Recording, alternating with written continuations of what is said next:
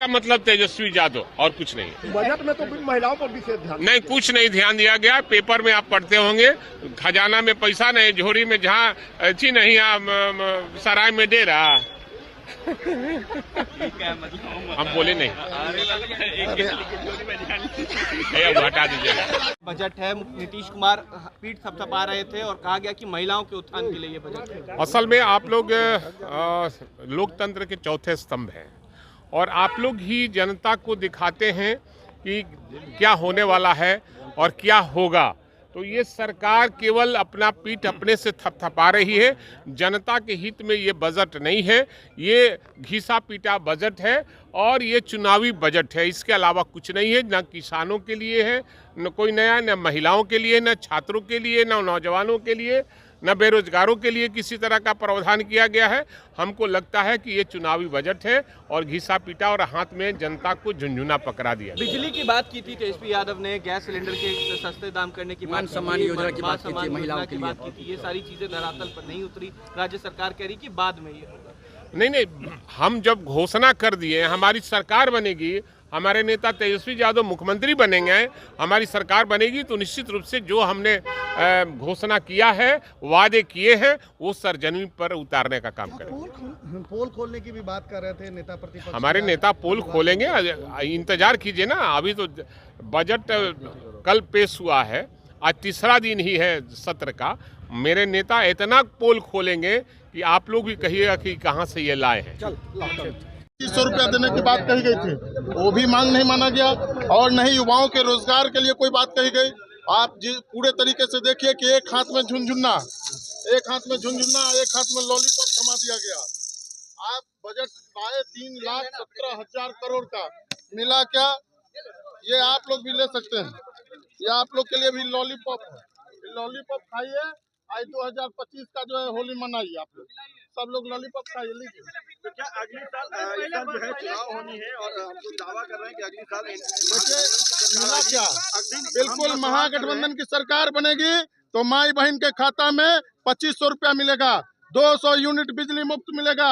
जो सिलेंडर है उसका 1200 से घटा करके 500 में देने का काम करेंगे और युवाओं को नौकरी और रोजगार देने का काम करेंगे। जिस तरीके से हमारे नेता आदरणीय तेजस्वी जी ने कहा है कि हमारी सरकार बनेगी तो वृद्धा पेंशन जो है 400 से बढ़ा करके 1500 करेंगे और माई बहन के खाता में 2500 देने का काम करेंगे।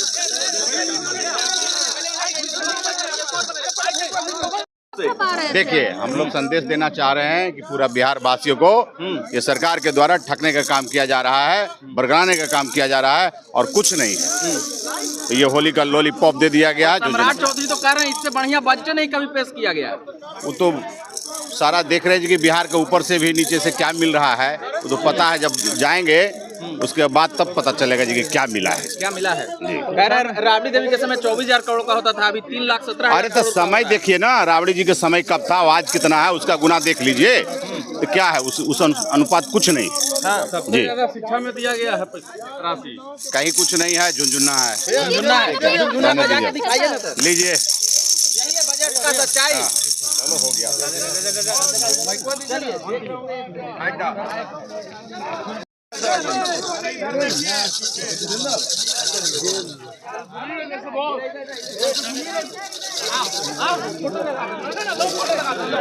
पेंशन है, केरल में बाएं बाजू की सरकार है, वहाँ 3,000 पेंशन है। हम लोगों ने केरल की तरह 3,000 रुपया पेंशन की मांग किया है और हम प्रदर्शन के माध्यम से 5 किलो अनाज जो फ्री की बात जो किया है, 5 किलो में कोई इंसान 1 महीना जिंदा खा करके नहीं रह सकता। इसीलिए हम लोग कह रहे हैं कि आप नहीं 15 किलो 20 किलो दे सकते हो तो कम से कम 10 केजी फ्री अनाज सबके लिए दो। सम्राट चौधरी बोल रहे हैं कि ये अब तक की सबसे बढ़िया बिहार का बजट है।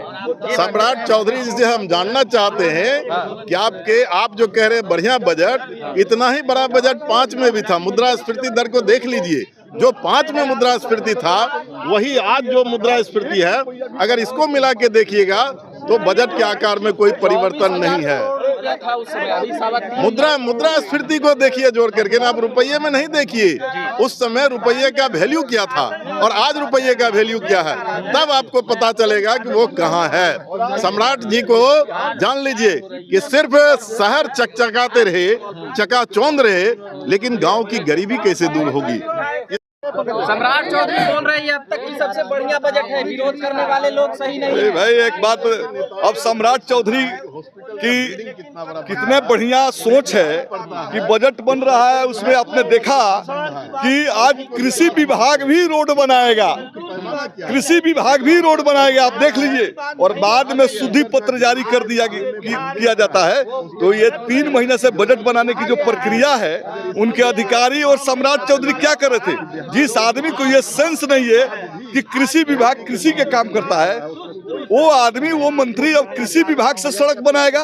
इससे बड़ा दुर्दिन की बात क्या हो सकती है। जिस मंत्री की इतना सेंस नहीं, वो बिहार की जनता के लिए अच्छा बजट कैसे बनाएगा। अच्छा बजट का मतलब था जो है 200 यूनिट फ्री बिजली देना, अच्छे बजट का मतलब था 10 किलो फ्री राशन देना, अच्छे बजट के बात था कि सामाजिक सुरक्षा के पेंशन को केरल मॉडल के तौर पर 3000 करना।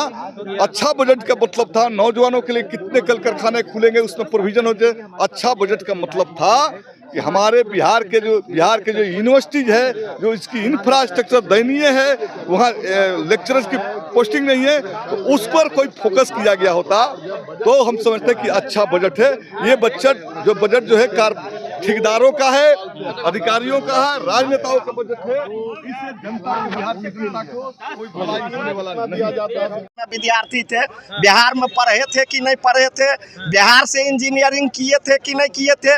जब तक बिहार में कॉलेज नहीं था, अस्पताल नहीं था, शिक्षा नहीं था, व्यवस्था नहीं था, तो माननीय मुख्यमंत्री जी बिहार से इंजीनियरिंग कैसे कर लिए। लेकिन वो बार बार ये बात कर रहे हैं, अभी तेजस्वी जी को उन्होंने कहा कि अभी तुम बच्चा हो, तुमको कुछ पता है, जो हम किए हैं, हम ही तो सब कुछ किए। वही बच्चा उनको 2 बार मुख्यमंत्री बना दिए थे, 15 में और फिर 23 में, 24 में। वही में हम लोग मुख्यमंत्री, वही बच्चा बाबू तेजस्वी यादव बनाए थे। बजट हवाई फायरिंग है, इसमें कुछ नहीं है। न उसमें जो महिला काम करती है ठेका पर, न उसमें ममता को कोई प्रावधान है, न आशा है, न रसोईया है, न सेविका है, न सहायिका है, न आंगनबाड़ी, किसी के लिए कोई प्रावधान नहीं किया गया है। और नो बेरोजगार के लिए है, नो छात्र के लिए है। इनका बजट सिर्फ हवाई है। बनेगा पिंक टॉयलेट, महिलाओं के लिए पिंक टॉयलेट, महिला बस चलेगी, कैसे बोल रहे हैं कि नहीं। महिलाओं के लिए सबसे पहले जीविका में जो काम कर रही है, उनका तो स्थिति सुधार दे, उनको तो नियमित कर दे। उसके बाद महिलाओं के लिए आगे सोचे। अभी जो जीविका दीदी इनके लिए मर रही है, उनका मानदेय तो बढ़ा दे, उनको तो स्थायीकरण कर दे, तब न समझेंगे महिला के लिए कुछ कर रहे हैं। फंड का भी एक तरह से जो है हर एक प्रदेश में बढ़ाया गया है। आप लोग का भी पावर सीमित है, तो उस पर आप क्या फंड भरना चाहिए विधायकों का, जो आप लोग का फंड है। देखिए, जो विधायक लोग हैं उनका क्षेत्र बड़ा होता है। किसी का 40 पंचायत का होता है, किसी का 30 पंचायत का होता है, लगभग 25 पंचायत से नीचे किसी का क्षेत्र ही नहीं होता है। और 4 करोड़ साल में मिलता है, उससे क्या होगा। तो विधायक फंड भी बढ़ना चाहिए, और बढ़ने के साथ उसमें सरजमीन पर काम भी होना चाहिए।